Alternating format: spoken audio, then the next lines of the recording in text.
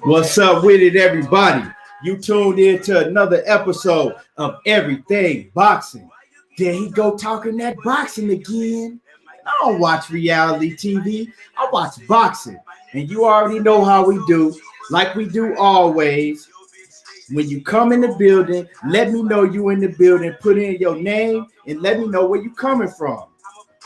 It's a live call-in show today. So, we're going to do it big. Live call-in show. Let me know. And tap in the comments.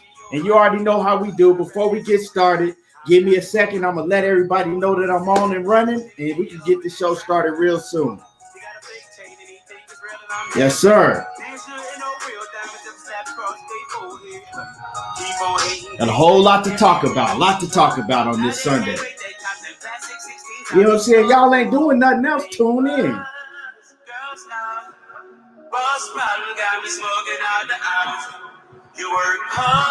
What's up with it? Mark Wonderlick was good coming in from that Utah. Salute. What it do? And like I said, y'all give me a second. And we're going to get the show started real soon.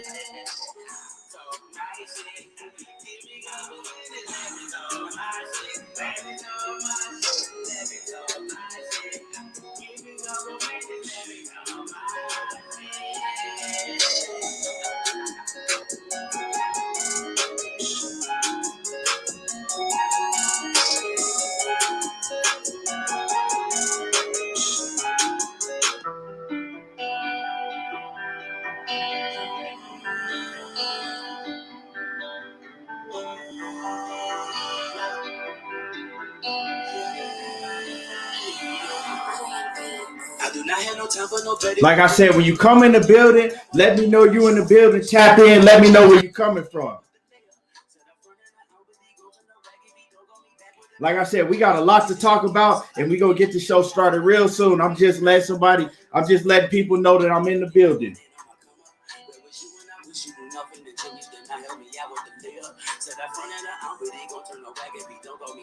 I know niggas won't pay me, so I keep it with me and I talk about it in prayer. I'm a New Orleans, Louisiana road. I need what pineapple's family too. We keep it in as our fantasy. I see more cuss in the smoke too. In the spiritual war, I am living through this ain't the time to be shit I get biblical. With 1,000 I kill, why in the fuck do the law take the action and way to do? Well, I ain't stand. Said I front in the arm, but they gon' turn no back if we don't go back with the pill.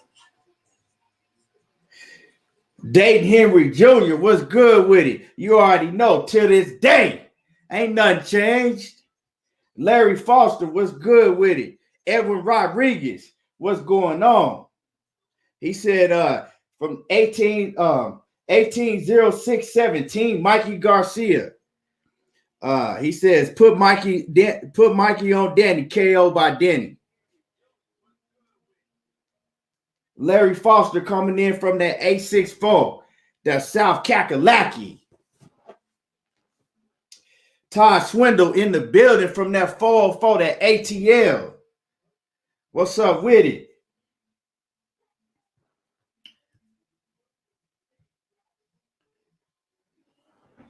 Yes, sir. Like I said, about to get the show started real soon. Just giving some more people time to get in the building. Charles Harper off in the building from that Cincinnati, that 513.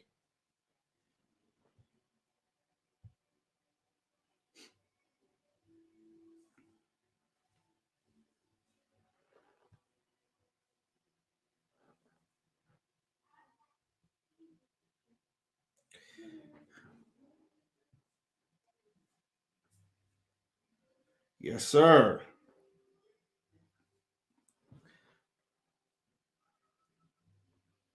Mark Wonderlick says, return the belt, Fury's a cheater, Bomb Squad, LDBC, off in the building. Hey, they ain't even got to return it. He going to go get the belt. You know what I'm saying? He gonna go take it.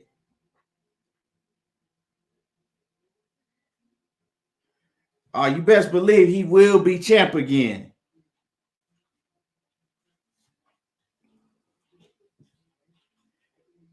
Daryl Ford coming in from that 520. What's good with it? That Tucktown off in the building.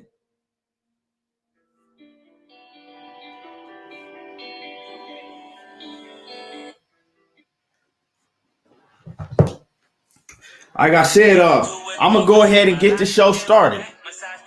You know, whoever come in late, they just gonna have to catch the replay or start off where we at.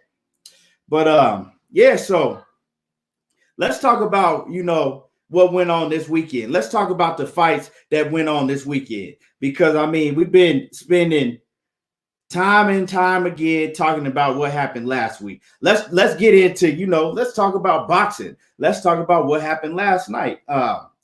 First, I want to start off with Chocolatito Gonzalez. Yeah, Chocolatito Gonzalez. He went in there and he faced DJ Khaled. He fought DJ Khaled last night, Khalifa, the dude Khalifa. And, I really didn't know too much about that dude, Khalifa. I never had seen him fight before, but Khalifa was the champion. And I did look at the betting odds before the fight happened. I looked at the betting odds and I kind of looked at Khalifa a little bit. I watched some highlights on him and whatnot. And Chocolatito, he was the underdog. A lot of people had counted him out. We know that we seen him get stopped, a couple times in the past, and he just didn't look like the same Chocolatito that we knew, that we had been seeing, when he was undefeated for all those years. He didn't look like the same guy. But last night, he went in there and he turned around the clocks. I don't know. He had that youth serum in him last night. He looked very good last night. But I do think that dude, that DJ Khaled fought the wrong fight against him. The dude Khalifa, he tried to go in there and fight. He tried to go in there and fight toe-to-toe on the inside when he could have used his reach. And I think he could have made it a much closer fight if he had to use his reach. But he tried to go in there and bang toe-to-toe on the inside with Roman Gonzalez. And that didn't work out too well for him. Let me see what y'all talking about before I go on more. Daryl Ford, you already know, man. Doing what I do. Hold on. All right. Larry Foster says, so was it really some shit going on with Fury's glove? Man, I really don't even want to get into all of that, because at the end of the day, with that Fury and the glove situation and all of that, that fight's over with. You know what I'm saying? They got to run back, and Wilder know what he got to do. Whatever happened with the gloves and all of that, I'm not gonna get into all of that, because ain't nothing gonna change. At the end of the day, nothing's gonna change. You know what I'm saying? And that's the reality of it. So, whatever. It is what it is. Dane Henry Jr. said he did turn back the clock. Yeah, man. He Roman Gonzalez, he turned back the clock and he did his thing. Like I said, I really didn't have a prediction on that fight because, like I said, I didn't really know DJ Khaled too much. The dude Khalifa, I didn't really know him, too well. So I didn't really have a prediction on that fight. But I do want to say one thing is Roman Gonzalez, he showed that he still got it in him. He showed that on any given night, he can still whoop your ass. He'll still get in your ass on any given night. And he showed that he still got it. And, I like that about him. I like that. He came in there and he looked good. He looked young again. Like I said, he showed that if you fight him at his range, on the inside, he's dangerous and he's devastating because he's still very active in the ring. He still has a very high punch output. He still has what it takes, and he showed to be champion. He regained the title back last night. He got I think it was what title did he get? Was it the WBA title? I believe. One of those titles he got last night. And yeah, he looked good. He looked good. He got the stoppage. And like I said, he was an underdog in that fight. So he went in, he whooped the champion, he put it on him from round 1 to the fight ended. And he did his thing. So, shout out to Roman Gonzalez. I like Chocolatito. I like him. He seems like a very humble man, and I like him. I like him a lot. So shout out to Roman Gonzalez, going in there and showing that he still got it. And yeah. So I'm looking forward to see him against Estrada and even a rematch. Even a rematch with Ramazan. Even a rematch, So yeah, what y'all think about that? What do y'all think about who saw that fight last night? Who saw the fight with the fights on DAZN? All of the fights.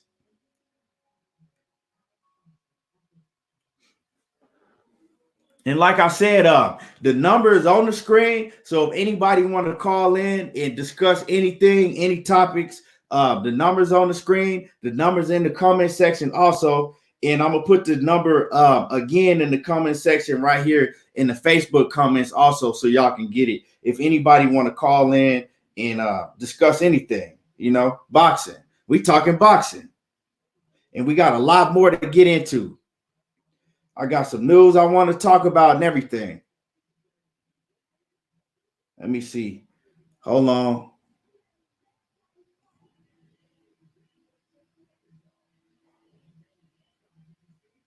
And I just pinned the number in the comments. Like I said, if anybody want to call in, go ahead and feel free to call in. Larry Foster says, when is Dylan White going to fight in the States? I'm tired of hearing about the C+/B fighter. Man, Dylan White he's one of the biggest trolls in boxing to me. You know what I'm saying? He's a fighter, but he'll troll at the same time. Because, why he ain't fought Luis Ortiz? He keep turning down that smoke. Who is he talking about fighting next? Povetkin?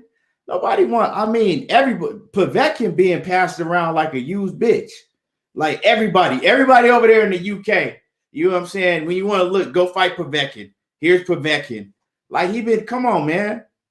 Don't nobody want to see none of these guys fight Povetkin no more. Povetkin been passed around ever since Holyfield was still, in the heavyweight division. Like, come on, man.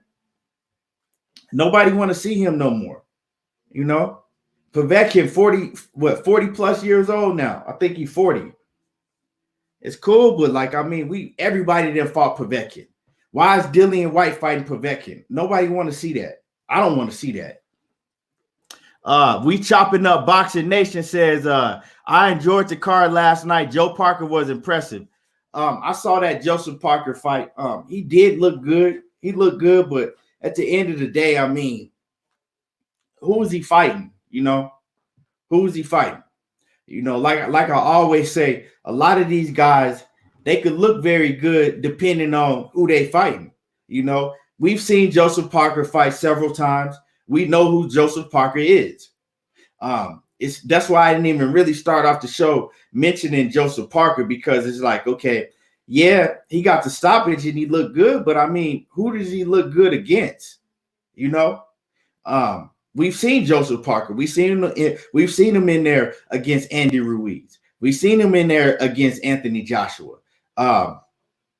He's a good fighter. He's a good heavyweight. He's good.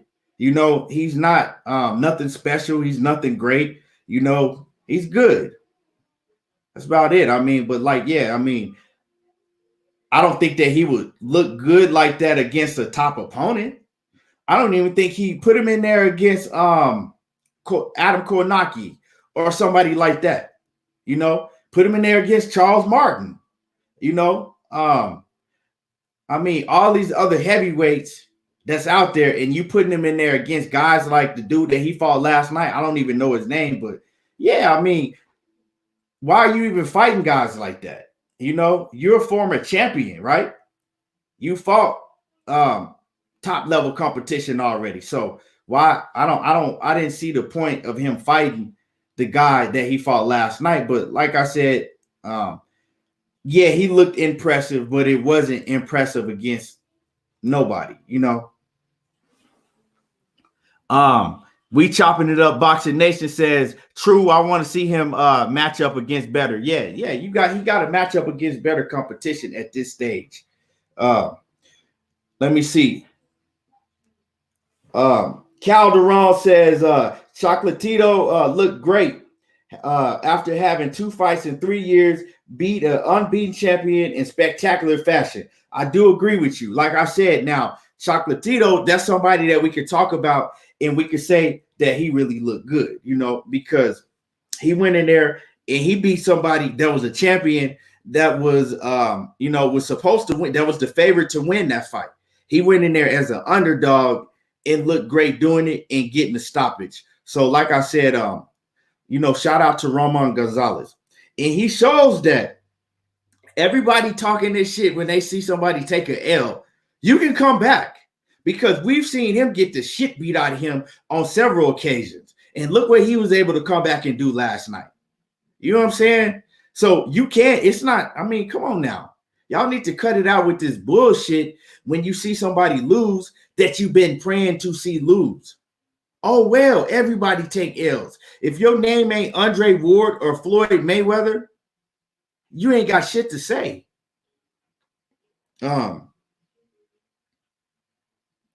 Jamie Belchler says, who should Parker have fought then? I just told you. It's a lot of them guys out there that Parker could have fought. I mean, go down the list of heavyweights. It's a lot of guys in heavyweights that he could have fought. So if you trying to ask me that question saying that guy was a viable opponent, no. You know, I mean, it's a whole lot of heavyweights out there that he could have fought. You know, that was better opposition than what he fought last night. So like I said, he looked impressive, but I wasn't impressed because of the level of competition.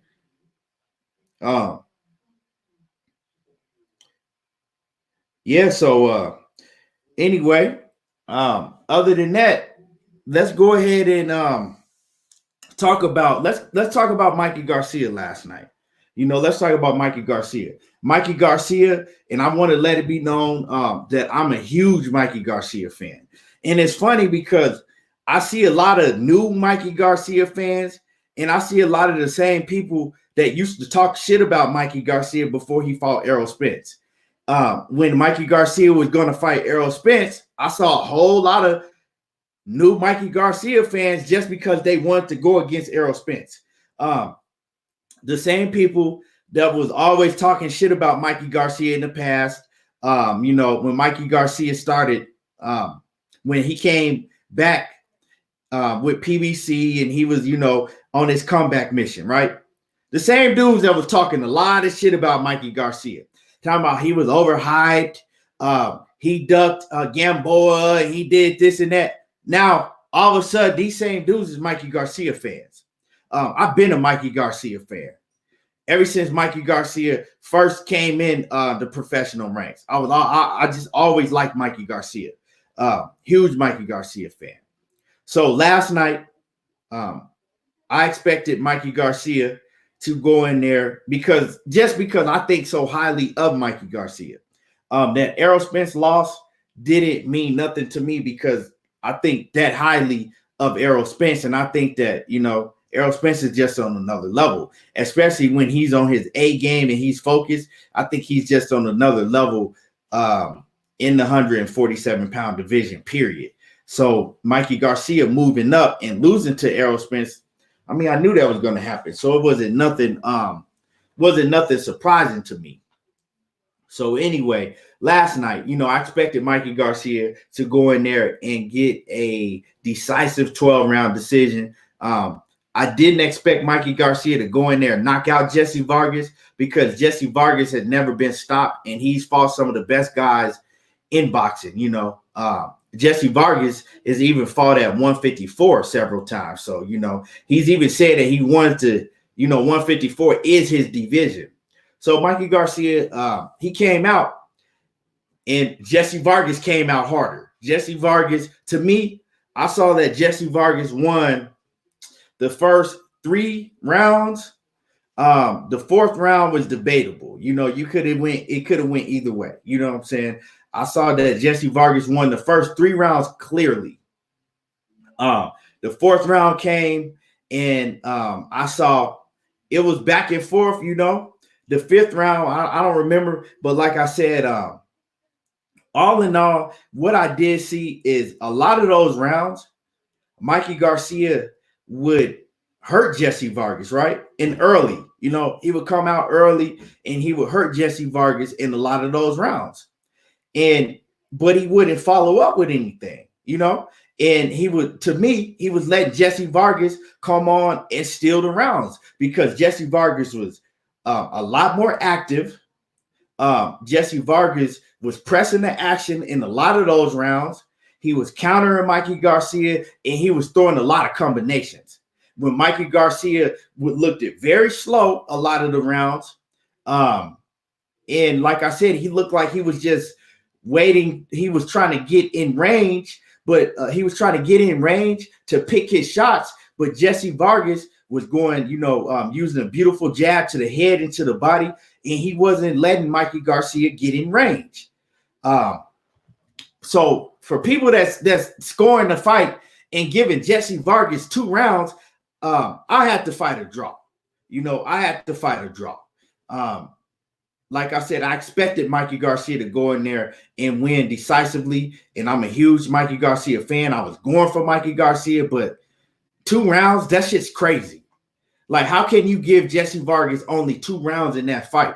That shit was crazy to me. I don't know how people is only giving Jesse Vargas 2 or 3 rounds when he clearly won a lot of those rounds.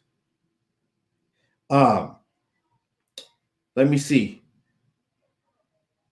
Let me see what y'all talking about. Dayton Henry Jr. says Michael Hunter could have fought. I think he was saying that Michael Hunter could have fought Joseph Parker. I just talked to Michael Hunter last weekend, and Michael Hunter, he a cool dude. I like Michael Hunter. I like Michael Hunter a lot. He a cool, down-to-earth dude. Let me see.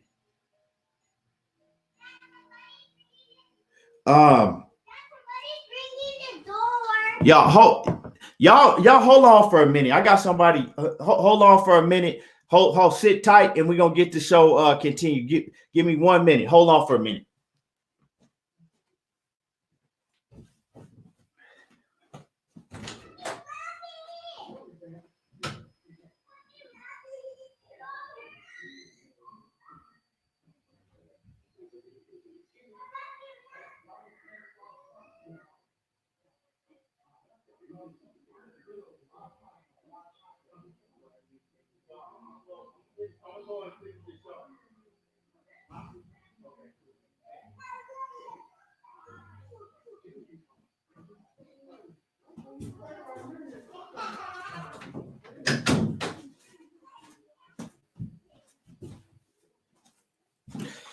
Oh shit. All right, my bad, y'all. But like I said, you know, let me go ahead and get down some of y'all comments. Mikey don't want no smoke at 140.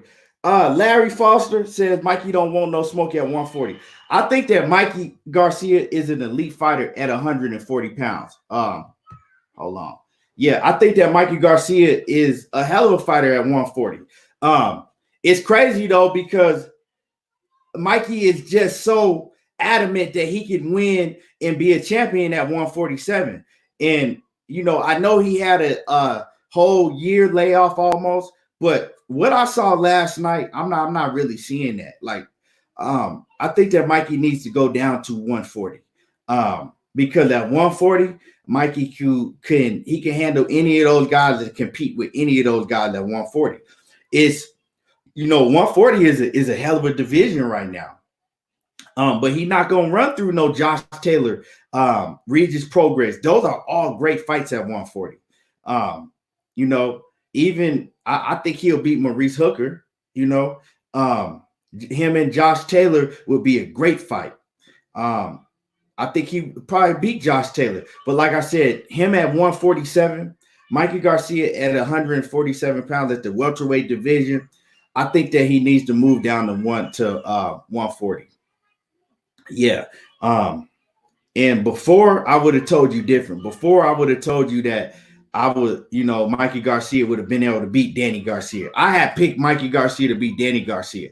But what I saw last night against Jesse Vargas, I don't see that, because I saw Mikey Garcia, like I said, I saw him needing to get in range, and he's not active enough. He's not fast enough at the 147-pound division. He looked very slow. He relies on timing, but those guys, those bigger guys at that division, he can't do the things that he could do at the 135 and 140-pound division, and 130. Because shit, Mikey came all the way up from 126. So, Jamie Belchler says, I agree on that. But does Parker get a Kalnaki or Martineau? Tell me why. Man, I'm not even talking. I ain't really trying to talk about Joseph Parker. Like I said, it's a whole lot of dudes out there. Jamie Batchelor, it's a whole lot of dudes out there, Jamie, that he can fight. I mean, it doesn't have to be those guys that I mentioned. It's a lot of guys in the heavyweight division that he could have fought other than the dude that he fought last night. And that's just what it is. Dade Henry Jr. says, Mikey Garcia had a bit of ring rust. Yeah, he did. He did. He had, but he said he would. I only could go off of what he said himself. Now, he said that he was a lot sharper than he was in the Errol Spence fight. He said he felt a lot better. So, the ring rust, it is what it is. We can't say that because he did take a year layoff. And I thought that when I saw him, I said that he looked really rusty. I said that I thought that he looked rusty to start off, and he needed to get in his groove. He did get in his groove, but like I said, you got to give a shout out to Jesse Vargas, because Jesse Vargas wasn't letting it happen. Jesse Vargas was not letting it go down like that.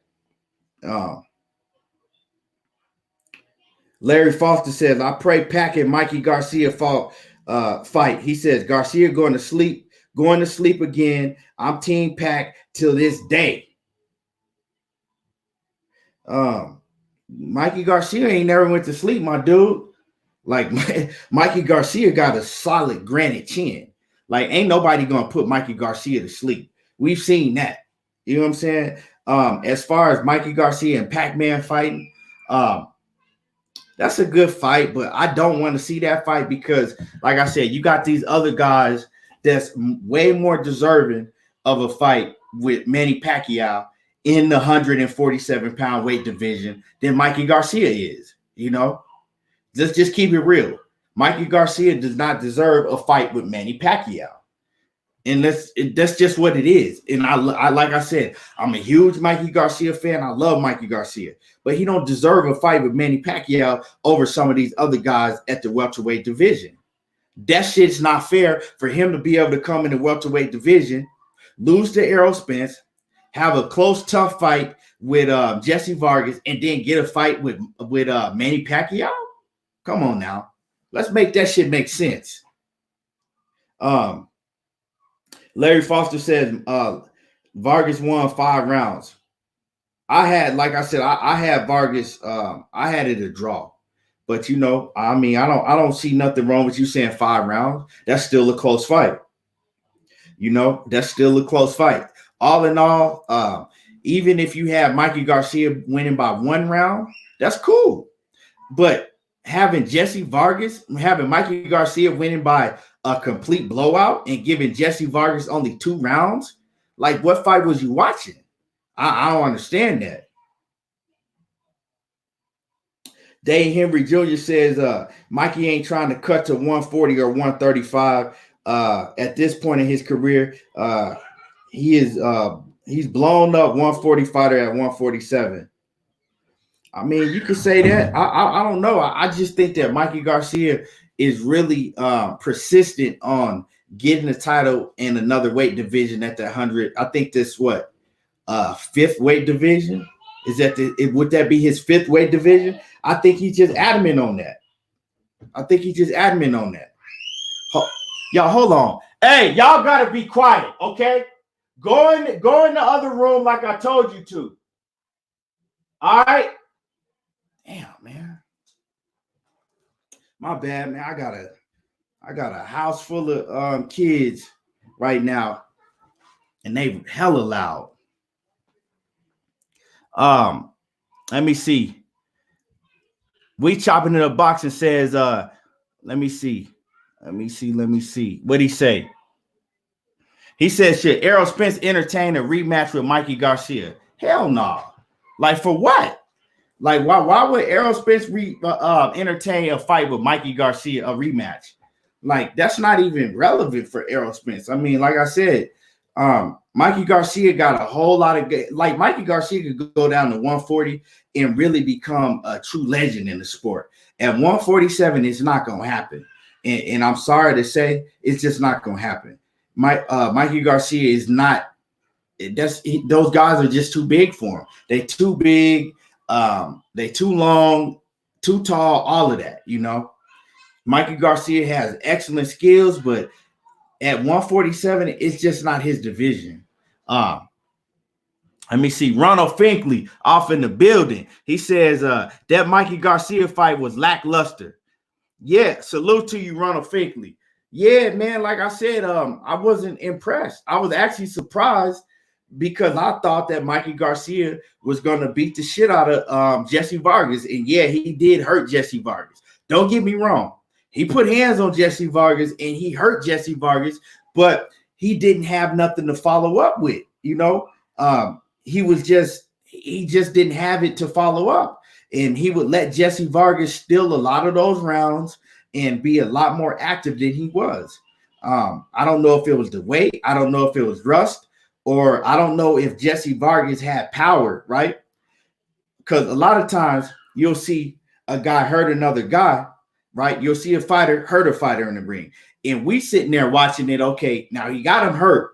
Why he's not, you know, pouring it on him with combinations and following it up. And Mikey Garcia did do that a few times, you know, at the end of the round. And I think the bell saved Jesse Vargas a couple times. But in other rounds, he would hurt him early, and then he wouldn't go and do anything about it. He wouldn't follow up on it. So I think Jesse Vargas, he might have had power. You know what I'm saying? Mikey Garcia might have felt that power that Jesse Vargas had, and he was real reluctant in running in there trying to finish Jesse Vargas out. And yeah, Jesse Vargas boxed very well to me. He used his distance. He used his jab very well in that fight. And like I said, I was more impressed by what Jesse Vargas did than what Mikey Garcia did, to be honest with you. Ronald Finkley says Mikey's hands was taped to his chin. Yeah, he was. Like he was fighting very defensively. He was you know, spending a lot of time trying to get in his punching range, and he just wasn't active enough for me, you know.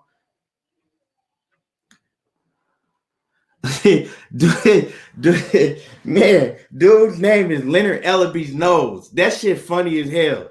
He says, salute, great channel, enjoy your content. I appreciate it, man. Hey, that shit, Leonard Ellaby's Nose is my dude's name. His name is Leonard Ellaby's Nose. Now, that shit funny. And he got a picture of Leonard Ellaby's nose as his profile picture. That shit too funny right there. Hey, what the fuck? Hey, hold on. Hey, he threw my whole thought process off with that. Leonard Ellaby's nose is that shit funny as hell. Wow. Hey, anyway. Man, Leonard Ellaby's nose. Hey, that shit too funny, man. Hold on.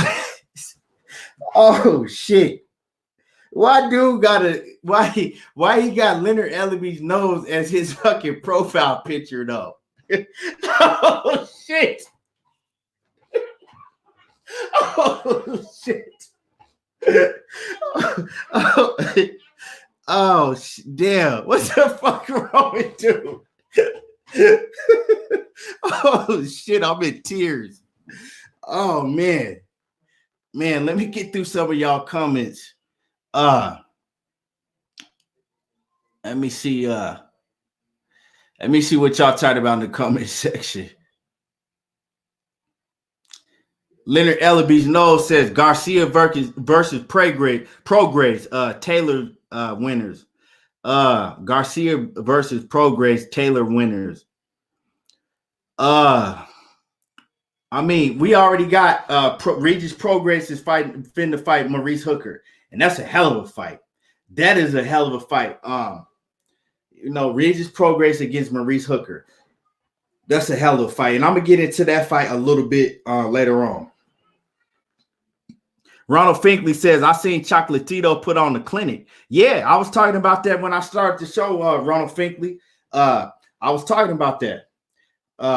Man, he like I said, DJ Khalifa, you know what I'm saying? DJ Khaled, the dude Khalifa that he was fighting, he tried to fight Roman Gonzalez in the inside, and he thought he was going to be able to bully Roman Gonzalez. And that ain't what happened. Roman Gonzalez showed that, everybody counted him out, but he still was able to turn back the hands of the time, and he still got, a lot left in his tank, especially if you fight him at his own game. Why would you be that much bigger, have that much reach over a man, and then decide to fight him the whole fight inside and try to bang it out with him? You can't fight Roman Gonzalez like that. And like I said, I like Chocolatito. He's a very humble man. I like him, man. I like him a lot. And I'm glad that he was able to come back from all the adversity that he suffered through, losing 2 times, getting stopped, having knee surgery, at the age that he's at. It just shows that we need to stop counting these guys out just because they get 1 or 2 losses on their record. Certain fighters that have the heart of a champion, that have a different mentality, they're gonna come back, and they always gonna be able to come back and be champion again. So let's stop counting these fighters out just because they got 1 L on their record. Who give a damn? You know what I'm saying? Who cares? It's about who you fought, who you lost to. Now, if you come and lose to some fucking Rudy Poop and some bomb, and lose to a bomb, and then you come back and you never the same again, well, that's a different story. You know what I'm saying? Then talk all this shit or whatever you want to do. But not when you fighting the best and you lose. Because if you fight the best and you continue to fight the best, you gonna take an L on your record. Andre Ward and Floyd Mayweather, they are come on now. How many Andre Wards and Floyd Mayweathers do we have? You know what I'm saying? Everybody's not Andre Ward and Floyd Mayweather. And the history of boxing has showed you that. You know what I'm saying? The history of boxing has showed you that. So let's keep it real. Let me see. Leonard Ellaby's nose said, I'm sorry, Mikey Garcia versus Prograis Hooker winner gets Josh Taylor. Yeah, that's a hell of a fight. But I actually got a chance to talk to Jose Ramirez last night, right? And Jose Ramirez, because I got Jose Ramirez beating Victor Postol. Jose Ramirez is fighting. They kind of got like a silent tournament going on at 140 right now, with all of the, the guys from the zone and all of the guys on Top Rank, right? So I got a chance to talk to Jose Ramirez last weekend, and I asked Jose Ramirez once he beats Victor Postol, because I got him beating Victor Postol. I asked him once he beats Victor Postol, who is he going to fight next? And he said it's already set up. If he beats Victor Postol, it's already set up for him to fight. He's going to fight Josh Taylor. So that's the super fight in the 140-pound division that's going to come up. So if Jose Ramirez can get past Victor Postol, which I see him doing, He's going to be fighting Josh Taylor next. So as far as Regis Progress and Maurice Hooker, it's kind of like they already lost. You know, we got Maurice Hooker lost to Jose Ramirez, and then we saw Regis Progress lose to Josh Taylor. So I think after those guys fight each other, Regis Progress and Maurice Hooker, I think both of them guys are probably going to move up to 147 pounds. You know, I think both of them guys are going to move up to 147 and, you know, do they work there? Let me see what y'all talking about in the comment section. Jonas Lindbergh says, I'm surprised Mikey even bounced back after the Spence fight. He took a lot of punishment in the fight and looked demoralized. I'm not surprised. You know what I'm saying? I'm not surprised. Like I said, we got to stop counting these guys out after they take one L. And you know what I'm saying? Even if they get beat up bad, you know what I'm saying? It happens in boxing. It's going to happen in boxing. You know what I'm saying? We got to stop counting these guys out. For it happens in boxing all the time. Let me see. Ralph Estrada says 2020 he has been good for boxing. We've gotten some good fights. He said 2020 has been good to boxing and we've got some real good fights. Yeah, we have, man. We have. Definitely. And we looking forward to more big fights. And I got some news I want to talk about and a lot of things. Like I said, we just get started. Marlon So Icy Sims off in the building. What it is. And everybody go check out. Make sure y'all go check out Marlon So Icy Sims. He's up and coming. The boy is a beast. He got a fight coming up March the 13th. Everybody go check out Marlon So Icy Sims. You can follow him on Facebook. Go follow him on IG and all those platforms. And like I said, he got a fight coming up on March the 13th. Sal Hamilton says Tyson and Wilder are fighting July the 18th. Tyson Fury, I don't know. Like I said, we all know that Deontay Wilder has exercised his rematch clause. But as far as I know, we don't know when that fight's going to happen because Bob Arum is talking about pushing the fight back, you know, towards the fall, you know, when football season is in. And it's just smart so they can promote the fight a lot more. And also they're talking about maybe having that fight in the new Raiders Stadium in Las Vegas. And that would be huge. That would be huge. So I don't see why they would have that fight in July. It don't really make a lot of sense because you can't really promote it like you can during football season and whatnot if you have that fight during July, you know.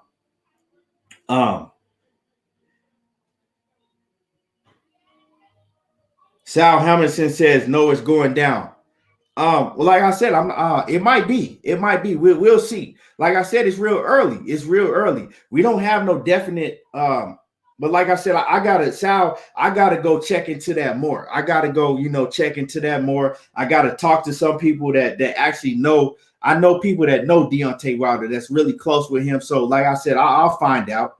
You know, I found out what they're looking to do. But like I said, don't be surprised if that fight is pushed back to the fall. Don't be surprised if it's pushed back to the fall.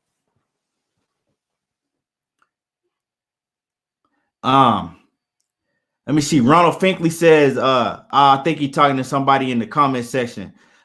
We chopping it up. Boxing says he's taking Regis Progress against Maurice Hooker. Yeah, I'm gonna take Regis too because, you know, just for the simple fact is that Regis, he got more dog than I like Maurice Hooker, but Regis got more dog in him than Maurice Hooker. You know, Regis got more. I've seen Maurice Hooker hurt too many times in too many fights. You know, I've seen him hurt several times, and especially what happened against Jose Ramirez. Regis Prograis got a lot more dog. This is just my opinion. Regis Prograis got a lot more dog in him than Maurice Hooker do. And if the fight come down to who got the most heart and who got more dog in them, I'm picking Regis Prograis every day. You know, I'm picking. I gotta go with Regis Prograis, and that's just what it is. Daryl Ford says Fury wins again. like I said, man, I respect your opinion, Daryl. I respect your opinion, but again, I'm going with Deontay Wilder. Ain't shit changed. You know, I'm going with Wilder. And so when that fight come around, I'm going with Wilder again. But like I said, it is what it is. I respect everybody's opinion. I mean, you know, I ain't mad at you for thinking that Fury gonna win again. Now let's go ahead and talk about, you know, Eddie Hearn. Let's talk about Eddie Hearn, okay? Eddie Hearn has come out now, and he's talking about Mikey Garcia and Manny Pacquiao fighting over in Saudi Arabia for big money. And this is the thing with Eddie Hearn. Every time one of these big name fighters fight somebody, if everybody noticed, every time one of these big name fighters fight somebody, Eddie Hearn is coming out talking about, we got such and such that we can make a huge fight over in Saudi Arabia with. Eddie Hearn is just clout chasing. Eddie Hearn is using all of his fighters, and he's clout chasing all of the big names on PBC and these other networks. If y'all notice, every time, you know, it doesn't matter if it's heavyweight, welterweight, super welterweight, he keeps coming up with all of these Saudi Arabia. Oh, well, you know, and he's trying to steal all of these big fights and take them to Saudi Arabia. And the reason I got a problem with this is because, like I was saying before, Eddie Hearn, yeah, he doing his thing, you know, promoting his guys. And, you know, I respect that. He got to do what he got to do. But don't believe shit that Eddie Hearn's saying, because Bob Arum, he came out recently, and Bob Arum said that him and that they're actually negotiating with PBC, trying to make a fight with Terence Crawford and Manny Pacquiao. He says that they're negotiating with PBC, trying to make a fight with Terence Crawford and Pacquiao for this summer. And I love that fight. Even though I wanted to see Terence Crawford and Errol Spence, I love that fight, but I love Terence Crawford and Manny Pacquiao. And to be real, I think that, and I'm a huge Spence fan, I think that Terence Crawford deserves a fight with Manny Pacquiao more than anybody does. Let's just talk about that, okay? So fuck Mikey Garcia getting a fight with Manny Pacquiao because he don't deserve it. I'm a huge Manny Pacquiao fan. You know what I'm saying? Everybody know I roll with EJ, Errol Spence, 150%. I'm always gonna ride with Errol Spence. But if I'm gonna keep it real, I gotta keep it real. And give me a second here.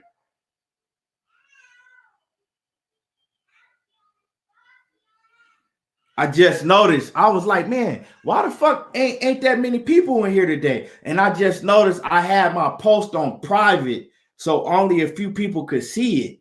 My bad. But so yeah, I had this whole show on private this whole time where only a few people could see it. Give me a second.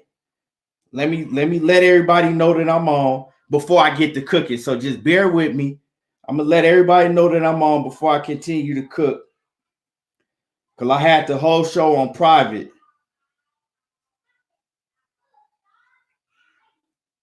So let me go ahead and get through the comments, and let me see what y'all talking about in the comments before I continue to talk about what I was talking about before.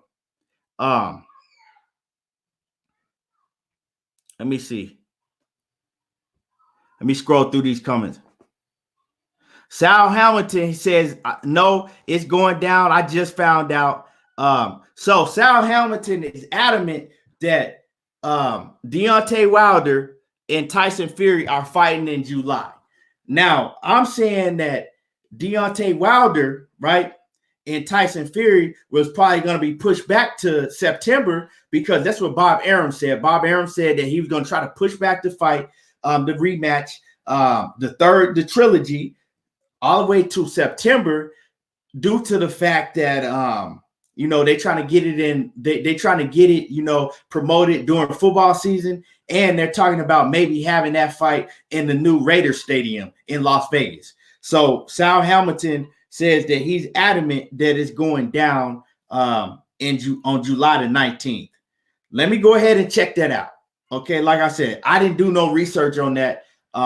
So I'm going to check that out for everybody. I'm going to do some research real quick and try to see if that's the case. Bear with me here. Let me see. And then I'll go and then I'll continue to go in on the whole Pacquiao and Mikey Garcia and Pacquiao and Terence Crawford and Errol Spence, what we was talking about. Okay, hold on. It says Deontay Wilder exercises rematch clause. Third bout with Tyson Fury will be held later this year. It says, hold on. Stoppage. Let me see. Wilder had first Yahoo Money when he okay, so Wilder's attorney made the rematch clause. It is official that we all know that he has exercised the trilogy bout. So his attorney got with Top Rank and made it official as of Friday, right? And so let me see what else. Let me see if I see anything about when that fight is going to take place. Because Sal is adamant that fight is going to take place on July the 19th. Like I said, I haven't seen anything about that, but we'll see. Now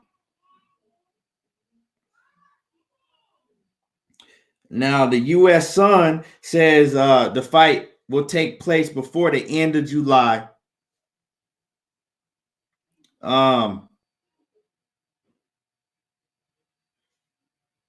Let me see. Okay, give me 1 second.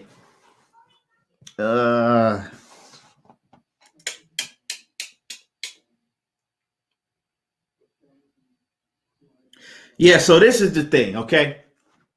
This is the thing. I just did my research. This is the thing. The fight, right, is supposed to happen before the end of July, sometime in July. But like I said, Bob Arum is looking to push that fight back. He's trying to push that fight back to the fall. The reason that Bob Arum is trying to push the fight back to the fall is because so they'll have a lot more time to promote the fight, right? Also, it's during football season and we all know that you can promote it on Fox and ESPN. You got college football, you got the NFL. The promotion will be way, way, way larger on a larger scale than if you have that fight in July when you don't have no college football going on, you don't have no basketball going on, you don't have no NFL going on. All you got is baseball going on in July, right? So, in Bob Arum and Fox Bob Arum being the businessman that he is, he knows that fight is going to be much bigger if they're able to push that fight back to the fall and promote the fight, and then if you can have it in the new Raiders Stadium, like Bob Arum is talking about, the fight could be a lot bigger. So right now they're talking about the end of July, but don't be surprised if they push that fight back to the fall like Bob Arum is trying to do. Now, all they got to do is basically get Deontay Wilder and PBC on board. And quite frankly, I don't see why Deontay Wilder will have a problem pushing it back. It'll give him a lot more time to prepare for this new style that's Tyson Fury's brought. It'll give him a lot more time to prepare for Tyson Fury. And like I said, it'll give both of the fighters a lot more time to rest, and it'll make the fight just a lot bigger because of the promotion. So yeah, it's nothing. So Sal, it's nothing definite. That date is not definite. It just says that basically for them to fight before the end of July and whatnot. But like I'm predicting that the fight is going to be pushed back to the fall. That's what I'm predicting. And like I said, don't jump the gun. Nobody need to jump the gun on this because this is just a week fresh. It's fresh. He just fought. These guys just fought. So we don't know. I mean, they're not going to pick no fight date this quick. We'll find out soon. You know what I'm saying? We'll find out within the upcoming weeks and you know what I'm saying, within the next month or whatever. We'll find out. John Reeves says, I'm a Wilder fan. I'll back him till he's done, but I don't see any way he beats Fury. John Reeves says numbers will be lower competing with college and pro football. They should go against baseball in July. No, the numbers is not going to be lower because why would the numbers be lower? Because they're not competing. You see what I'm saying? They're able to use college football and the NFL as a platform to promote the fight and let millions and millions of more people know that they're going to fight. You know what I'm saying? They're not competing with it. You see what I'm saying? They're going to be able to promote it a lot better. That's how I see it. I mean, that's how Bob Arum sees it. That's how the guys in the business world see it. But anyway, enough about that fight. Let's get into what I was talking about with this thing with Eddie Hearn coming out saying that, that he wants to have a fight with Mikey Garcia and Manny Pacquiao over there in Saudi Arabia. And like I said before, I'm sick of Eddie Hearn coming out, clout chasing, using all of these big fighters' name to, get a big fight over there on DAZN in Saudi Arabia. And like I said, I respect him doing it because him as a promoter, that's what he's supposed to do. But don't listen to none of that shit that Eddie Hearn is saying, talking about they're negotiating with Mikey Garcia and Manny Pacquiao to have a fight in Saudi Arabia. That's a lie. I don't believe that shit at all. Because for one, Bob Arum has come out and he said that he's been negotiating with PBC, and I'm going to believe Bob Arum in this instant more than Eddie Hearn because Bob Arum, he's been in talks with PBC. We know that because they just had to fight with Deontay Wilder and Tyson Fury, okay? Bob Arum has been talking with PBC, as he said. This is from Bob Arum. He said he's been talking with PBC, and he says that they're negotiating having a fight with Terence Crawford and Manny Pacquiao. Right? Now, like I said before, EJ, I'm a huge Errol Spence fan, and I would love to see Errol Spence fight Manny Pacquiao. He's been calling for Manny Pacquiao for a long time. But if you ask me who deserves a fight more with Manny Pacquiao, if you ask me who deserves out of these three, Mikey Garcia, no, he don't deserve a Manny Pacquiao fight at all. You can't lose to Errol Spence and then have a teeth and nails fight with Jesse Vargas, right? And come and say that you deserve a big, huge mega fight with Manny Pacquiao. So Mikey Garcia, even though I'm a huge Mikey Garcia fan, I think Mikey Garcia is one of the top pound for pound fighters. But no, I don't think that Mikey Garcia deserves that fight at all, right? So cut him out of there. Errol Spence. I think Errol Spence deserves a fight with Mikey Garcia. I mean with Manny Pacquiao. Of course, Errol Spence, he is a unified champion. And, he's been calling for a fight with Manny Pacquiao for a long time now. So, yeah, he deserves it. But does he deserve a fight with Manny Pacquiao over Terence Crawford? And I'm going to have to say no. And this is the reason I think that Terence Crawford deserves a fight with Manny Pacquiao more than any of those guys. Even though I would like to see Manny Pacquiao and Errol Spence more than any of those fights. I would like to see Manny Pacquiao and Errol Spence more than I would want to see a Terence Crawford and Manny Pacquiao. But Terence Crawford deserved that fight. And I'm going to tell you why. It's because Terence Crawford was denied that fight for years, right? Over when Terence Crawford was at top rank, he was calling out Manny Pacquiao for years, and he was denied that fight, right? Whether it was Manny Pacquiao that didn't want to fight him, Freddie Roach that didn't want Manny Pacquiao to fight Terence Crawford, or Bob Arum says that he stopped the fight. Okay. Whatever it was, Terence Crawford deserves a fight with Manny Pacquiao more than any of those guys, period. And hit my like button. You know what I'm saying? YouTube, subscribe to me on YouTube. It don't take no time to subscribe on YouTube and hit the like button. It don't take no time to hit my like button. You know what I'm saying? So, like I said, Terence Crawford deserves that fight with Manny Pacquiao more than any of them guys do.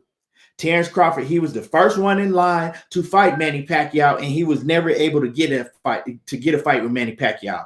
They blocked him from getting a fight with Manny Pacquiao. Every way they could, they blocked him from getting a fight with Manny Pacquiao. So if Terence Crawford gets this fight with Manny Pacquiao, and like I said, once again, Bob Arum has said that they're in negotiations, talking in talks with PBC, trying to get a fight with Manny Pacquiao and Terence Crawford for July, for this summer. Okay. Now, if that happens, I'm happy for Terence Crawford because he's long overdue. And I got on here before time and time again, and I told y'all, in order for Errol Spence and Mikey Errol Spence and Terence Crawford fight to happen, Terence Crawford needs to do something, and he needs to do something big. Because those fighters that he was fighting is not going to do nothing, and it ain't cutting it to bring his name up to the level that he needs to be able to fight Errol Spence in a cross promotion, right? Common sense just tells you that. So Terence Crawford, if he can go in there and beat Manny Pacquiao, we can say that the fight with Errol Spence and Terence Crawford is a done deal. It's a done deal. Because now that's going to put Terence Crawford on that pedestal, on that high platform that he needs to be to fight a guy like Errol Spence and to make it a cross-promotion fight. So, like I said, I hope, even though I'm rolling with EJ all the way, I'm rolling with Errol Spence. I'm not, you know what I'm saying? I'm going to let it be known. I think Errol Spence beat all them dudes. And I would love to see Errol Spence go in there and get that fight with Manny Pacquiao. I want to see Errol Spence get that fight with Manny Pacquiao. But I got to keep it all the way real, and I got to keep it 150 straight down the middle with y'all. And Terence Crawford deserved that fight more than anybody do. And if I told you he didn't, I'll be lying. I can't be biased, even though, I want to see Errol get that fight. I can't be biased. You feel me? Cassandra Mason off in the building. Oh, yeah, you already know what it is. I'm a steel rep. I ain't going to run and duck just because, he lost one fight. You know what it is. Team Wilder. Xavier says, facts. He says, loudmouth Crawford. Man, I mean, what it is. I don't have no problem with no fighter being loud at the mouth or none of that. If you could back up what you're talking about, hey, more power to you, for real. I like Terence Crawford, but like I said, I like Terence Crawford, and Errol Spence is one of my favorite fighters. Everybody know that. I don't gotta hide nothing. But I think that Terence Crawford deserves that fight more than anybody, just for the fact is that he's been waiting in line the longest for a Manny Pacquiao fight. So he's been waiting the longest, and Manny Pacquiao was over there with him at Top Rank, and he still couldn't get that fight, and they blocked the fight from him, and they did everything they could, to keep Terence Crawford from fighting Manny Pacquiao. So if Terence Crawford gets that fight, I'm excited for him, and shout out to Terence Crawford. I hope he do get that fight because he needs to do something. Errol Spence his back is not against the wall. You know what I'm saying? Errol Spence got all those guys that he could fight on PBC in his comeback. Errol Spence still got Danny Garcia. If Errol Spence don't get that fight with Manny Pacquiao, he still got Danny Garcia. Errol Spence is good. As for Terence Crawford, if we all want to see a Terence Crawford versus Errol Spence fight, we better hope that Terence Crawford do get a fight with Manny Pacquiao. We better hope that he do get a fight with Manny Pacquiao because, like I said before, he has to do something big. He got to do something big. To get his name up there, he got to do something big. And what would be, bigger for Terence Crawford to be able to go in there and sew up a Manny Pacquiao fight before he fights Errol Spence. Because if he don't do something big, he's not going to be fighting no Errol Spence. I'm going to tell y'all like that. Kwame East off in the building. What it do? Nate Bill says it must be Manny versus Crawford. Yeah. Todd Swindle says, can Crawford sell the Pacquiao fight? See, this is the thing, Todd. This is the thing, my dude. That's why I say that Terence Crawford has to do something big. And when I say something big, it's a big name because he don't have to sell the Manny Pacquiao fight. You feel me? He go in that fight with Manny Pacquiao. He don't got to sell that fight. Manny Pacquiao sell himself. Crawford's, he got a big fan base also. But, but the thing with Terence Crawford is his fan base is getting sick of him fighting these guys that we ain't never heard of before, these guys that we don't want to see him fight. You feel me? And not so much the guys that we've never heard of. It's just guys that not, you know what I'm saying, we don't want to see him fight. So as far as he get a fight with Manny Pacquiao, it's going to be on pay-per-view. And I believe that fight is going to sell big because, okay, put in the comment section if you were paid to see Manny Pacquiao versus Terence Crawford. Put a 1 in the comment section if you would pay to see Manny Pacquiao versus Terence Crawford. And put a 0 in the comment section if you wouldn't pay to see it. I'm paying to see that all day. Put a 1 in the comment section if you would pay to see Manny Pacquiao versus Terence Crawford. And put a 0 in the comment section if you wouldn't pay to see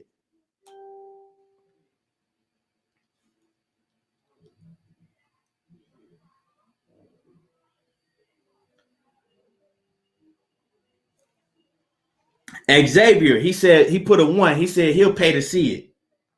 Stephen T. Pope, he says he'll pay to see that.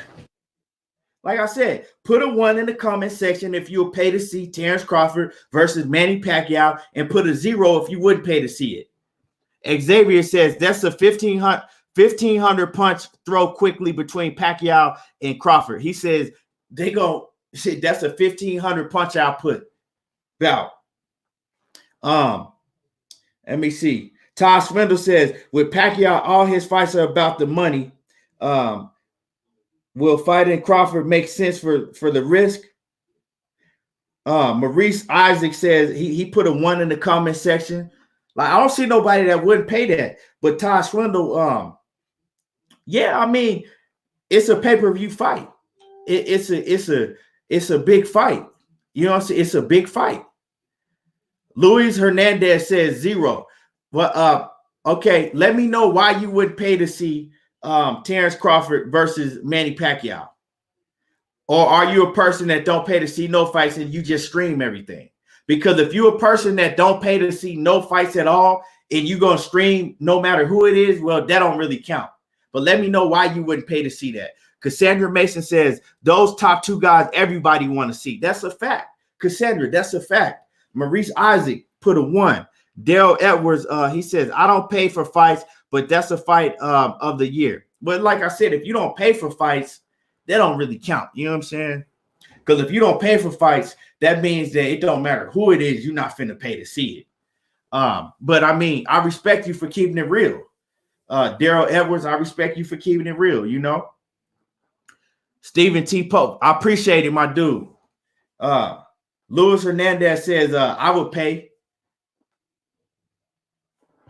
He says, I do pay. He says, I do pay. He says, Manny versus Spence, I want to see a KO. Yeah, man, I feel you. Everybody want to see Manny versus Spence too. But we have to look at this and not be biased, okay? We got to look at this from from afar.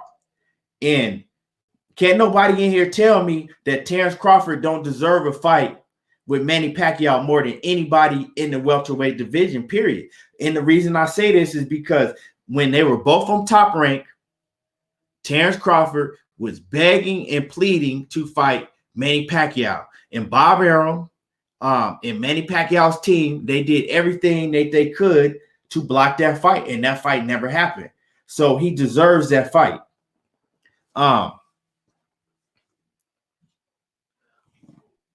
Ruben Aranda said, Ruben says Crawford versus Spence. Yeah, everybody want to see that, but like I said, that doesn't have that's irrelevant for this conversation, because we're not going to see a Crawford versus Spence if we don't see Crawford in there against a big name opponent where he could do big numbers.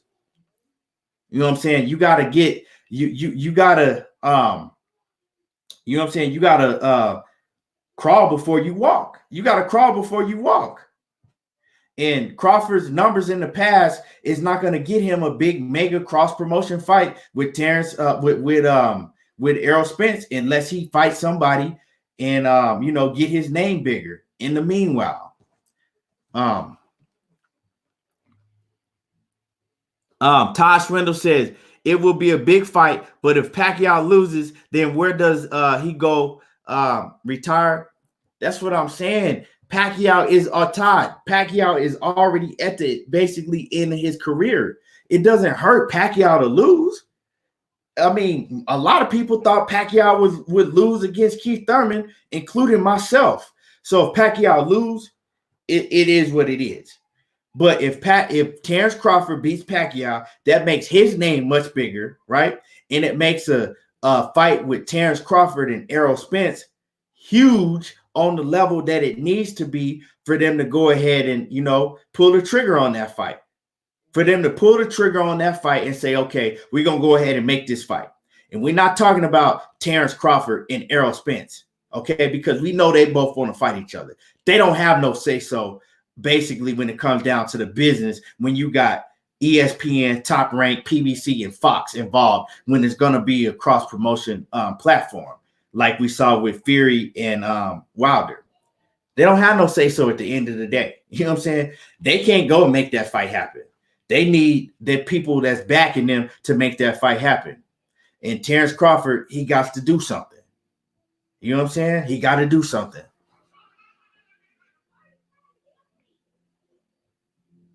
Let me see. Stephen Coney says Pac-Man and Bud is a high action fight. That's real. I mean, that's a hell of a fight. That is a hell of a fight. That's a fight of the year candidate right there. Right there, that's a fight of the year candidate. Manny Pacquiao and Bud Crawford, that's a fight of the year candidate. And like I said before, although I'm rolling with EJ, I'm rolling with Errol Spence all day. And I would love Errol Spence to get that fight. But if I got to be real, Terence Crawford deserved that fight more than anybody does. And that's just the real about it. Justin Castillo says Crawford will beat Pacquiao. He says, I wouldn't pay for that. Pac would lose against either Crawford or Spence. I mean, that's you. But if you say that you wouldn't pay for that, I got to kind of look at it and think that you wouldn't really pay for hardly any fights. You know what I'm saying? Because why wouldn't you pay to see that fight? You can't say that you wouldn't pay. I'm going to tell you like this. You can't say that you wouldn't pay to see Manny Pacquiao and Terence Crawford and then come on here and beg and say that you want to see Terence Crawford and Errol Spence. And I'm going to tell you why. Because like I continue to say, in order for Errol Spence and Terence Crawford to happen, the networks need to see Terence Crawford in a big mega fight, and they need to see that Terence Crawford can sell tickets and get his name a lot bigger than what it already is with the casual boxing fans and the fans that don't know boxing. And who is the better opponent to do it with than a Manny Pacquiao? Because if you go out and you say, okay, I'm not going to pay for this fight with Manny Pacquiao and Terence Crawford, I'm going to stream it, and everybody does that, the networks are going to look at those numbers and they're going to say, look, ain't no way that we can make this Errol Spence Jr. and Terence Crawford fight. Ain't no way we can go make this fight, because if we make this fight and we pay these fighters what they want, the promoters get what they want, the networks, we use all this money to, advertising. We're going to come out on the negative side. And we're not going to do that. We're not going to come out in the negative just to please the fans that we know that's not going to pay for the fight. It make a lot of sense. You see what I'm saying? So you can't, you got to make it make sense on your part. Don't say that you're not going to pay for this fight when this fight has everything to do with this fight happening. Just like I told y'all with the Deontay Wilder and Tyson Fury. Reports are that when it came out with the 850,000 that they first reported that the Tyson Fury and Wilder fight did, that was just the numbers, pay-per-view buys, not including streams, right? Because to stream the fight, you paying the same thing. So it's reported, Bob Arum reported the fight is doing has did upwards towards 1.2 million. So that's good numbers. And those are the numbers that we needed. We needed Tyson Fury and Deontay Wilder to do over 1 million for them to look at the Errol Spence and Terence Crawford fight as a cross-promotion fight to make that happen. So what Bob Arum is saying is true, that Deontay Wilder and Tyson Fury did 1.2 million, if it did 1.2 million, because like I said, first they said 850 million, 800 to 850,000. Okay. That's what they said at first, but that was before they counted all of the streams. So you're talking about, you're streaming the fight. You're paying to stream it through ESPN and through Fox. Okay. So they didn't count any of the digital streams. Okay. So Bob Arum was saying with all of the digital streams counted and the pay-per-view numbers, that it did just in America alone, 1.2 million. Okay. Close to 1.2 million or more. So if that happened, that's one step that we needed towards them making Terence Crawford and Errol Spence. Now, so we got that out of the way. That's cool. Okay, that's a blessing. We got that out of the way. If we want to see Terence Crawford and Errol Spence, the next step that we need to happen is for Terence Crawford to be able to get a big mega fight and to fight one of these guys. Hold on. Close the door. It's me. Oh, okay. What's up? I'll be out in a minute. I'm gonna finish. So like I said, for the next step that we need is for Terence Crawford to be able to fight one of these big mega names to be able to do a cross promotion fight with Errol Spence.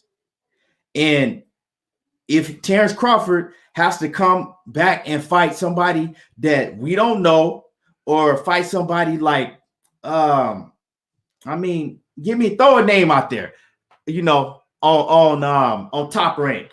Throw a name, because we're running out of names on Top Rank for Terence Crawford to fight.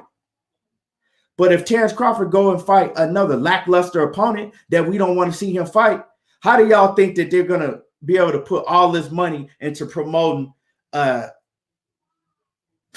fight with Errol Spence and Terence Crawford?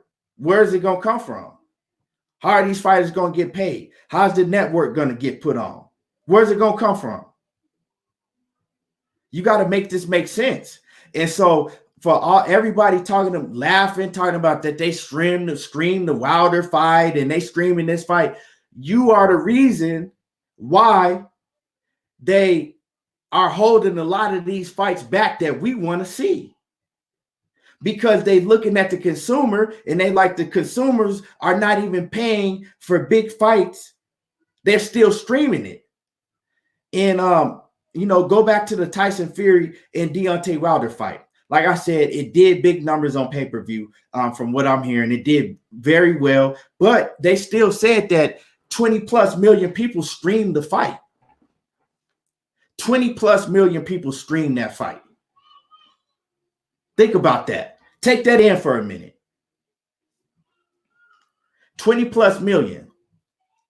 Now imagine if just 1 million out of those 20 million people that streamed the fight bought that fight. Imagine how much bigger that fight would have been. And now they like, okay, well, we made so much money off of this fight. We can afford to lose if we put a Terence Crawford and Errol Spence fight together. We're not worried about it now. We can afford to take a loss. If it takes a loss, it takes a loss. But we made so much money on the back end of this pay-per-view that we did last. Let's go ahead and take another chance and put these two fighters together. But if the numbers are low, why would they put the fight together? Because at the end of the day, it's a business, and I hate that as a fan, and we all hate to hear that, but that's just what it is. It's not like the 80s and the 90s when I came up watching boxing and it was two promoters, and boxing was on a very, very, very high level. Boxing ain't what it is back then. You know what I'm saying? They have too many other sports to compete with. You gotta think in the 80s and the 90s, football was big, but it wasn't as big as it is now. In some of these other sports, So this just what it is.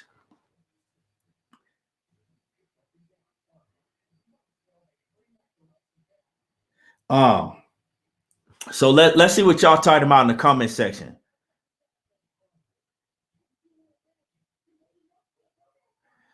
Let me see. Xavier says, do I think Tank Davis' legal trouble is going to take him away for a while? I don't know, man. I like I said, I don't know. Y'all hit my like button. Like I said, hit my like button. It don't take it don't cost you nothing. Just hit the like button. You know what I'm saying? And subscribe to my YouTube channel. It's everything. Go to YouTube, type in everything boxing. All right. Subscribe, hit the notification icon. That way, when I go on here and do all the lives, you'll get the notification. Go to YouTube and subscribe to everything boxing. And I'm giving people a chance to. I'm reading everybody's comments. I'm giving everybody a chance to voice their opinion. I even got the number where you could call in and voice your opinion. Give me a second, and I'm gonna get through some more of y'all comments.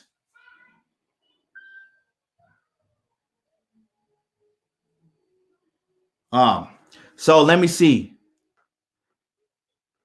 Nabil, I can't pronounce your last name, but he says, though dangerous fight for Manny against Bud, we Filipinos believe Pacquiao can defeat Crawford if he will be 100% focused in training. I don't have no problem with that.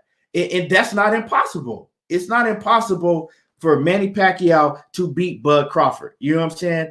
We've seen Bud Crawford in trouble against much lesser opposition than Manny Pacquiao. Now, are you asking me, do I pick Manny Pacquiao over Bud Crawford? No. But it's not a mismatch. I'm gonna tell y'all right now, that's a 50-50 fight. You know what I'm saying? We all saw what Manny Pacquiao did to Keith Thurman. Like I said, that is a great fight. That's a 50-50 fight. And that's a fight I would love to see. And Terence Crawford deserved that fight. Cassandra Mason says, but what if Manny beats Bud? So would that mean no Bud versus Spence? That's a good A. That is a great question and a great analogy, Cassandra Mason. What if? That's what makes the fight even more intriguing. What if Manny Pacquiao turns back the hand of time once again and beats Bud Crawford? What if he beat Bud Crawford? That's crazy because what if he does? But this is the thing, Cassandra Mason. If he beat Bud Crawford, yeah, that means probably we wouldn't get a Terence Crawford and Errol Spence fight right away, right? But now that means that people are going to say that Bud Crawford wasn't what everybody thought he was, right? Right? That's what people gonna say. People gonna say that Bud Crawford was fighting, lesser opposition his whole career, and he finally got in there with an A-level fighter, and he was able, we was able to see what he is, and that's what it is. And now it would make a fight between Errol Spence and Manny Pacquiao even 3 times bigger than it is right now. And so in that situation, we still, as fans, we don't lose anything. You know, we don't lose anything either way as fans, because if Bud beats Manny Pacquiao, then the Bud Crawford and Errol Spence fight is fucking huge, because now Bud Crawford is at a level that we all want to see him at. Now he has all of the Filipino fans. He got all of the casual fans around the world that probably didn't even know who he was before, right? Because now they got to see him beat Manny Pacquiao, right? And on the other hand, if Manny Pacquiao goes and turn back the hand of time once again and beat Terence Bud Crawford, well, I mean, a fight with Errol Spence and Manny Pacquiao, it's on the fucking huge stage to where they could probably damn near sell out Dallas Cowboys Stadium. You see what I'm saying? So as fans, we don't lose either way. So, I mean, like I said, as fans, either way is great. But like I said, Terence Crawford deserves a fight with Manny Pacquiao more than Errol Spence does, more than Mikey Garcia, more than any of these guys do. And that's just me being unbiased, and I just got to keep it real because he does. Todd Swindle says all Pacquiao fights are building up to Spence. Then he'll retire. If he loses to Crawford, then there's no interest in the Spence fight. Yeah, if he loses to Crawford, it's no interest in the Spence fight. But you know, oh well, like I said, Spence and Crawford fight is bigger. Luis Hernandez says Bud versus Porter for Spence versus Bud build-up. Bud and Porter are not going to fight. So we could just keep saying that, but they're not going to fight. So I'm not going to continue to run that in the ground and continue to talk about Bud Crawford versus Porter, because they just made it obvious they're not going to fight each other. And if they do, it's not going to be no time soon. James Dominguez, what's going down with it, man? Appreciate you for tuning in. Justino Castillo says if Lomo had pursued a pack fight, he would be famous. He would be world famous. Yeah, but I mean, that didn't happen. I don't think that's never going to happen. So, yeah, I mean, let me see what else y'all talking about over here in these comments. Adam Whitland says Bud is being starved out by Bob. He says he needs the Pac-Man fight now. He does. Like, now, Bud Crawford needs a big fight now. And who's bigger than Manny Pacquiao for him to, you know, be able to go into an Errol Spence fight? And it's not. And like I said, don't count out Manny Pacquiao, because that's not just a sure win for Bud Crawford. And it makes the fight intriguing, because we've never seen Terence Crawford in a fight that we didn't think that he was going to win. It's never happened. We've never seen Terence Crawford in a fight where, you know, a 50-50 fight that we didn't think that he was going to win. Maybe a lot of people might have said when he fought Gamboa, but I knew that Bud Crawford was going. I picked him to beat the shit out of Gamboa because I knew who Bud. I was a huge Bud Crawford fan even back then. A lot of people didn't even know who Bud Crawford was back then. So maybe they might have picked Gamboa over him, but not me. Because first of all, I mean, look at the size difference. Gamboa wasn't even active. And I mean, we could go into that. But like I said, we've never seen Bud Crawford in a fight where he wasn't a huge favorite. And this would be a fight to where, you know, he probably would be a favorite, but not a big favorite. And that's what we need to see Bud Crawford in. Let me see. Iron Brown Jr. says, Javi, okay, I think he's talking to somebody in the chat.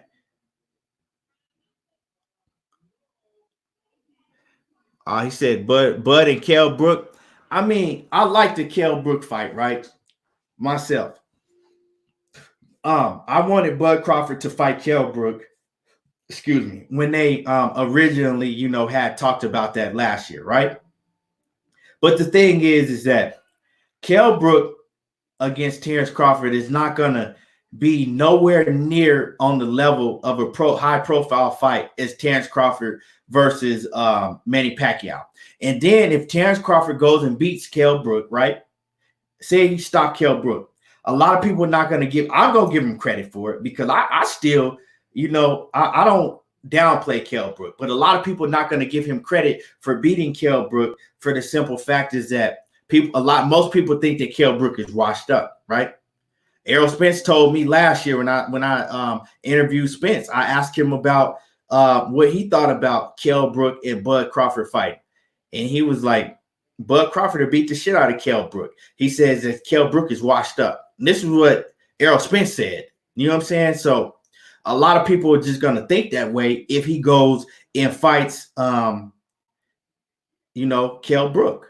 So like I said, the best opponent for Terence Crawford to fight right now, if it, because we all know that he's not going to fight Errol Spence Jr. next. To build up, to make him and Errol Spence Jr. fight huge, the best fight is none other than Manny Pacquiao. Now, let me go ahead and get through y'all comments. Iron Brown Jr. says they're trying to either get him to fight Kell Brook or Manny. Yeah, that's true. Javier Gerardo says Bud Crawford has made more money with Top Rank than Spence has made with Al Heyman. Yeah, okay. All right. If that's what you say. Bud has always been Crawford Spence. That is no other fight is bigger. But you have to understand what has to happen to make that fight. If you don't know nothing about the business of boxing, what has to happen to make that fight happen, to be a cross-promotion fight, you could say that until your tongue fall off. That doesn't mean nothing. It's certain things that has to happen to make that fight happen. Period. Jack Ashford says, what was your impression of Brook and Spence fight? I think that Spence went in there and basically just beat him into submission. Spence didn't go in there to try to outbox Kell Brook because he know he wasn't going to get no close decision over there in Kell Brook's backyard. He went in there with one intention, is to wear him down, to wear Kell Brook down to the body, fatigue him, and then get him up out of there. And that's what he did. He did exactly what he went in there to do. He broke his eye socket, and it was this opposite eye socket than what Triple G did. So, you know what I'm saying? It was a whole different eye socket on the opposite side of his face, and he broke his ribs. Nobody wants to talk about how he broke Kell Brook's ribs also. So, I mean, yeah. I think it was an excellent performance by Errol Spence. I think that was Errol Spence at his best right there. Let me see.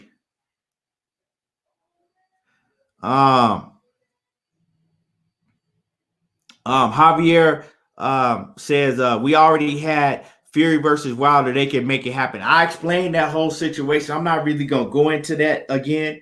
But like I said, Fury versus Wilder doing big numbers is one step is one step that we needed to be able to have an Errol Spence Jr. versus Terence Crawford fight. But the next step that we need is Terence Crawford need to fight somebody big and make his name bigger and show them that he could do big numbers on pay-per-view, or at least decent numbers, Let me see what else y'all talking about.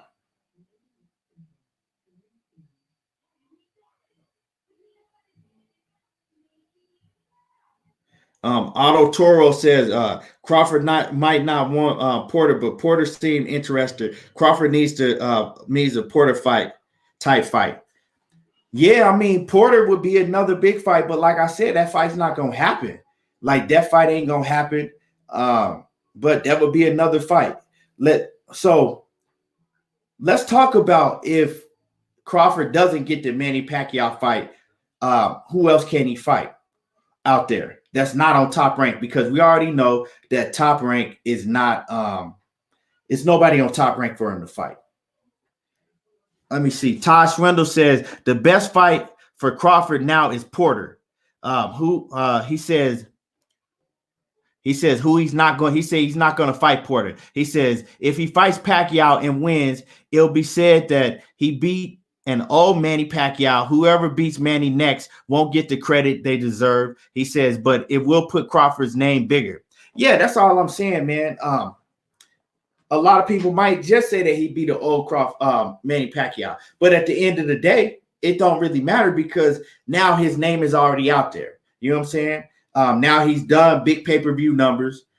He got a whole different fan base now, and he got a lot more people checking for him than they are now. So that's all they asking for. That's all they asking for to get a big fight with Errol Spence and Terence Crawford. That's all we need.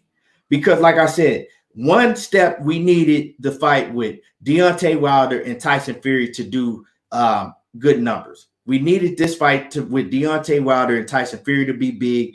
And then the next step, so we got one step down. The next step that we need Terence Crawford to fight somebody, to be in a big fight. And I think that Porter's already been on pay-per-view. They got a great storyline that they can make it. And I think that all of the diehard fans will pay to see Terence Crawford and Sean Porter.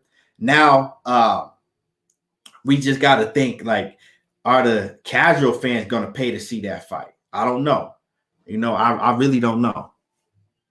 Cassandra Mason says maybe Danny Garcia. That's another one. But see, all of these fighters that we name in they PBC. So whatever Terence Crawford do is going to have to be a cross-promotion fight. Whatever he does, it's going to have to be somebody on the PBC side.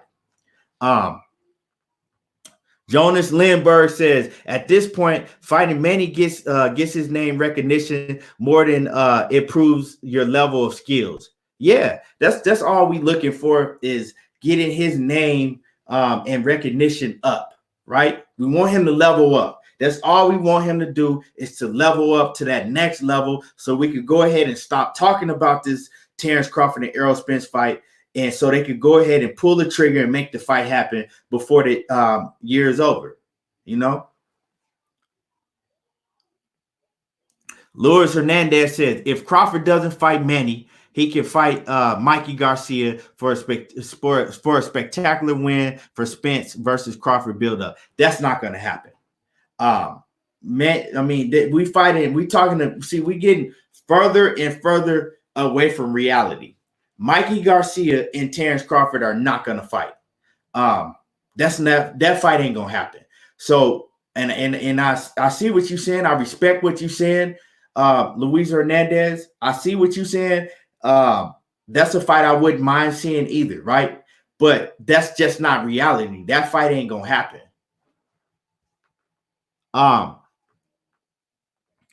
Otto Toro says Danny Garcia is tailor-made for Crawford's style. He says, I want to see him outside the comfort zone. Take a risk. He says it will make the Spence fight more huge if he beats Porter. I agree with you. If he do beat Sean Porter, but it would make it even huger if he beats Manny Pacquiao. But yeah, so we got Sean Porter. Let me see. Head Honcho says Crawford won't fight Porter. It's too risky. It's a too risky fight for Bob Arum. And Bob Arum calls the shots. Yeah, I feel you. That's what it's looking like. You know what I'm saying, Head Honcho? That's what it's looking like, that over there with Bob Arum in the top rank side, that they think that fight is too risky of a fight. They think it's too risky. Charles Harper says he can fight Ugas. That's a great fight for as far as competition, right? That is a great fight. But if we're talking about too risky of a fight, see, a lot of y'all don't know Ugas already beat the shit out of Terence Crawford in the amateurs, and he beat Terence Crawford bad in the amateurs. And I know before y'all, even amateurs don't have nothing to do with the professional ranks. But I'm just letting it be known. I'm just throwing it out there that Ugas already beat Terence Crawford in the amateurs. So if we're talking about a risky fight, that's a very risky fight, and Ugas is not a big enough name for them to take that risk. I'm thinking I would love to see Ugas versus Terence Crawford, but you got to ask yourself, is Ugas a big enough name for them to take that risk and to put Terence Crawford over there against Ugas? You know?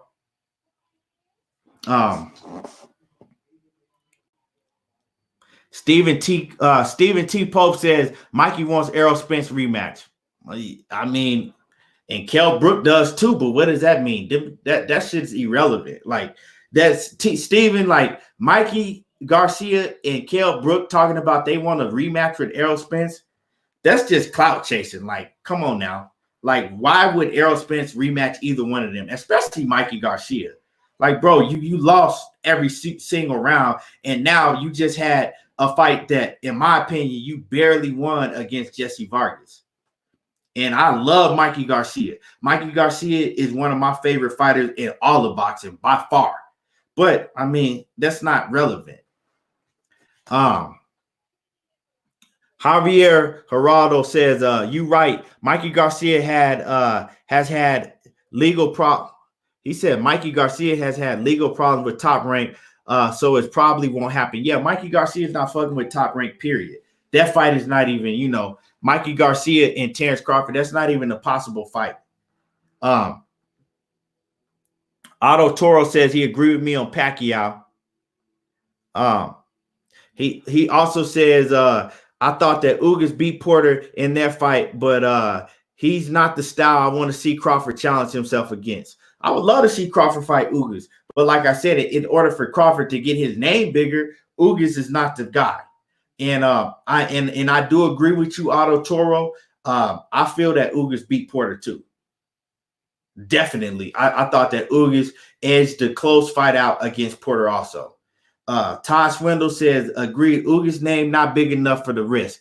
Yeah, that's real shit. Ugas' name he's not big enough, even though he's a great fighter, he's not big enough. Stephen T. Pope says Errol wants to be undisputed. Yeah, I mean, all of them guys want to be undisputed. Like we talking about Errol Spence and Terence Crawford, they all want to be undisputed, but in reality, that's going to be a very hard task to accomplish, just for the fact of the politics in boxing. Because as soon as one of them guys get 3 of the belts, they're going to have a mandatory, and then they're going to try to strip them of one of those titles. We know how it goes in boxing. We know the politics. It's going to be very hard to get that done. Head Honcho says, no, Mikey has no chance with Spence. He's too big for Mikey. Yeah, Mikey don't have no chance in hell to beat Errol Spence. Mikey Garcia knows that. But I think just, the man that Mikey Garcia is, his pride is, the pride, being a man, being a competitor, his pride, he wants that run back. That's just pride, even though everybody around Mikey Garcia knows he don't have no chance in hell of beating Errol Spence. It's his pride that wants to get that run back, And that's all that is. I can't fault Mikey Garcia. Like I said, and Mikey Garcia, like I told people before, Mikey Garcia has a hell of a chin. Everybody wanted to dog out Errol Spence because he couldn't knock out Mikey Garcia. You seen last night that Mikey Garcia, he has a hell of a granite chin. You're not going to knock out Mikey Garcia.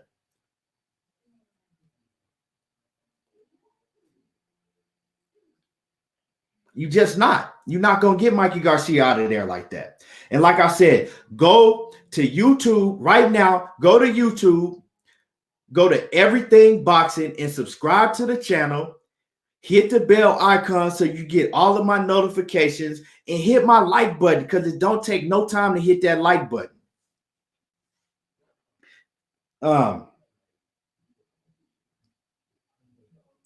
Let me see. Javier, he says they paid him a lot to fight Spence and he lost. I mean, yeah, but that when Mikey Garcia took that Errol Spence fight, it was a win-win situation for him. And I'm going to explain to you why. Because he got a lot of money to fight Errol Spence, right? He got his name way, way bigger. They fought in Dallas Cowboys Stadium. They got all of that money on the back end with the pay-per-view sales and the ticket sales, all of that, right? His name is much bigger than it ever was, Mikey Garcia's name, right? And then if he had won, he would have been, if Mikey Garcia had been able to beat Errol Spence, they would have catapulted his pound for pound ranking to number 1. I think at that time he was number 4 or 5 on the pound for pound list. I think he was 4. If he had been able to beat Errol Spence, he would have been the number 1 pound for pound fighter in the world. Unstoppable.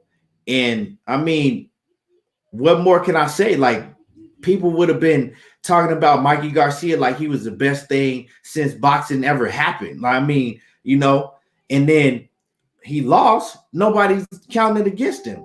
They just saying like, oh, well, Errol Spence was supposed to beat him. He was bigger. He was the bigger guy. Mikey Garcia moved up in weight and this, and that. So, you know, he didn't have nothing to lose. He had everything to gain. You know, except for a loss on his record. But other than that, I mean, he had everything to gain.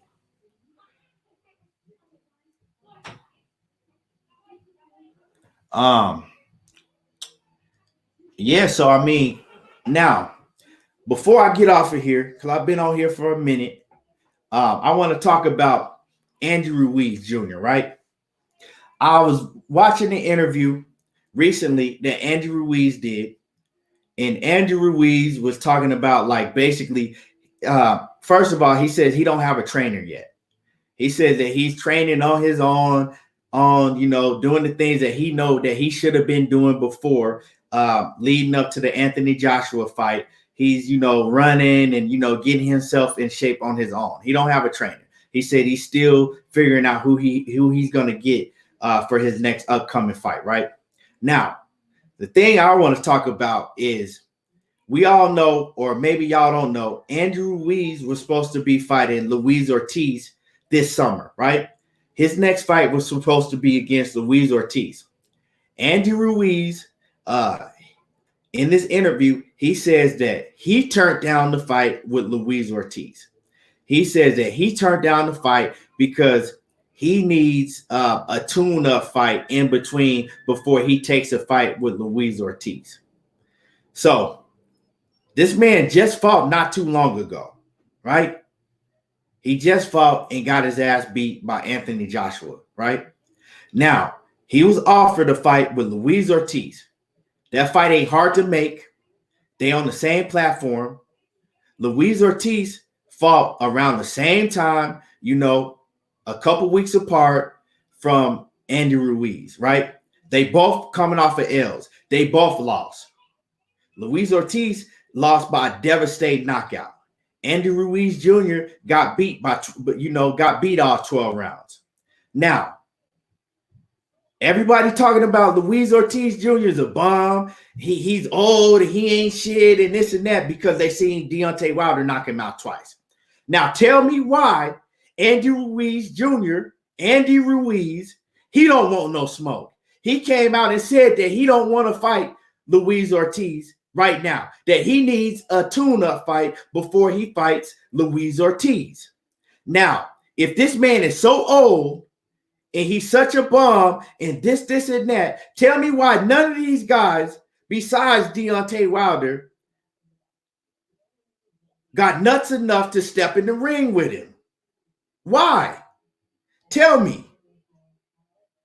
This man, Andy Ruiz, turned down the fight with Luis Ortiz. They fight on the same platform. They both under Al Heyman. He turned down the fight and said that he needs a warm-up fight, that he didn't want to take that fight because he needs a warm-up before he gets in the ring with somebody like Luis Ortiz.